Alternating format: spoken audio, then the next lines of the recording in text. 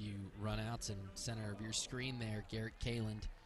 We talked about quite a bit yesterday. He was ranked in the top 2 in 3 events.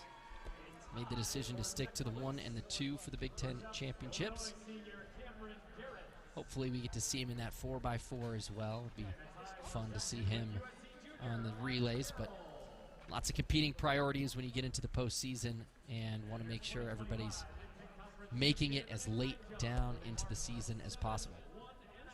Yeah, that's when you start to make, what kind of is game time decisions. Like we say, okay, this is what we're going to do, but once we get there, if we have to make tweaks, I need you to just be on board, accept your fate, don't be upset, don't get too thrown off, but it is what it is.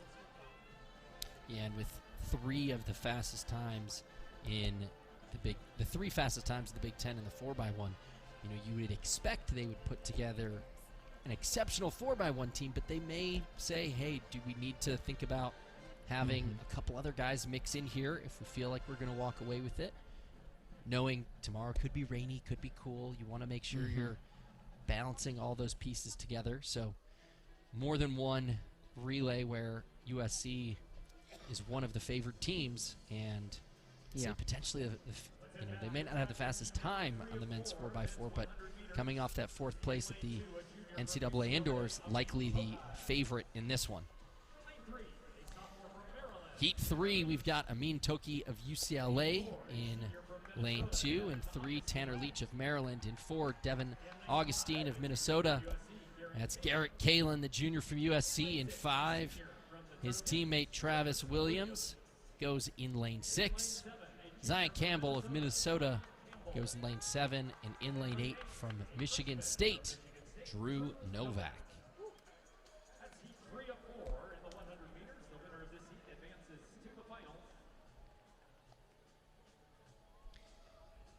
I think it's a hard read for these athletes because almost everyone's run 10-3 before. In this heat, 5 of the 7 athletes have run a time that would advance them to the final already this season. But knowing the weather, the temperature, you're not really sure what you're going to be able to produce. So starts playing mind games with you as you approach the start line.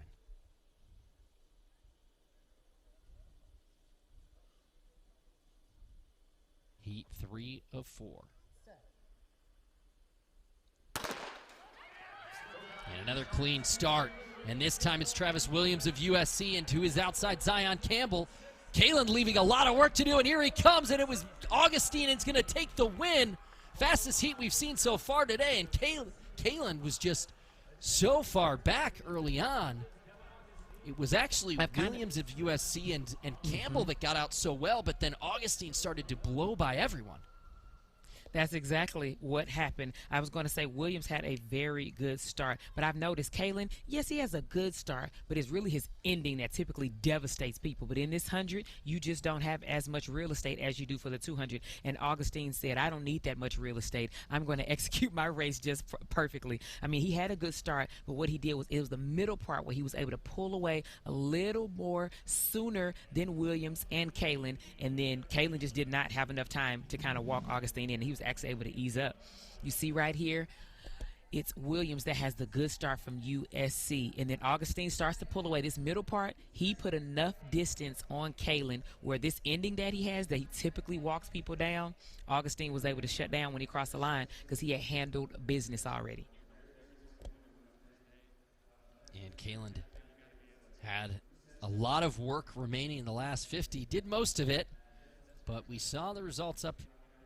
Devin Augustine ran 10:27, so the second fastest qualifier of the day, and Kaland's 10:31 almost certainly good enough for the final. Right now, the second small Q behind Kaland Walker's 10:30.